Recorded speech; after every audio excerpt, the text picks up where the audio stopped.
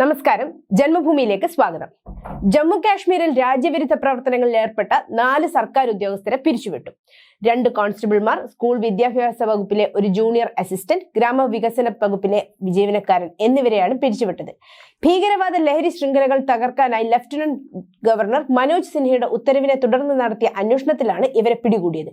ഇവരുടെ പ്രവർത്തനങ്ങൾ രഹസ്യാന്വേഷണ വിഭാഗത്തിന്റെ നിരീക്ഷണ വലയത്തിലായിരുന്നു.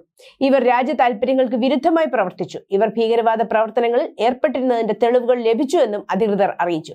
ശനിയാഴ്ച പിരിച്ചുവിട്ടവർ കുപ്വാരയിൽ നിന്നുള്ള സീനിയർ ഗ്രേഡ് കോൺസ്റ്റബിൾമാരായ മുഷ്താഖ് അഹമ്മദ് പിർ, ഇംതിയാസ് അഹമ്മദ് ലോൺ, പുൽവാമയിലെ ട്രാൽ പട്ടണത്തിൽ നിന്നുള്ള ഒരു പോലീസ് കോൺസ്റ്റബിൾ, കുപ്വാര ജില്ലയിൽ നിന്നുള്ള വിദ്യാഭ്യാസ വകുപ്പിലെ ജൂനിയർ അസിസ്റ്റന്റ് ബേസിൽ അഹമ്മദ് മിർ, ബാരാമുള്ള ജില്ലയിൽ നിന്നുള്ള ഗ്രാമീണ വകുപ്പിലെ ഗ്രാമതല പ്രവർത്തകനായ Muhammad Zayed Shai.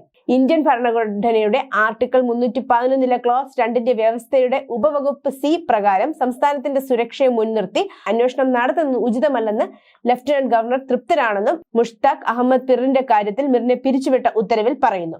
Police കോൺസ്റ്റബിൾമാരായ Imtiaz Ahmad loan ഭീകരർക്ക് ആയുധങ്ങൾ എത്തിച്ചുവെന്നും അവ വിതരണം ചെയ്തതും അന്വേഷണ സംഘം കണ്ടെത്തിയിരുന്നു. പുൽവാമയിലെ ഗാംരാജ് സ്വദേശിയാണ്. ത്രാൽ പോലീസ് സ്റ്റേഷനിലെ കോൺസ്റ്റബിൾ ആയിരുന്നു. കുപ്വാരയിലെ ബുർഹാമ ലാൽപാര സ്വദേശിയാണ് വിദ്യാഭ്യാസ വകുപ്പിലെ ജൂനിയർ അസിസ്റ്റന്റ് ബസിൽ അഹമ്മദ് മിർ. ലഹരിമരുന്ന് ശൃംഖലയിലെ പ്രധാന കണ്ണിയാണിയാൾ. ലോലാബ് മേഖലയിൽ മയക്കുമരുന്ന് സംഘത്തെ വളർത്തിയെടുക്കുകയായിരുന്നു ലക്ഷ്യം. പാക് ഭീകരന്മാരുമായും ലഹരി മാഫിയകളുമായും നേരിട്ട് ബന്ധമുണ്ട്. News desk, Janmabhumi.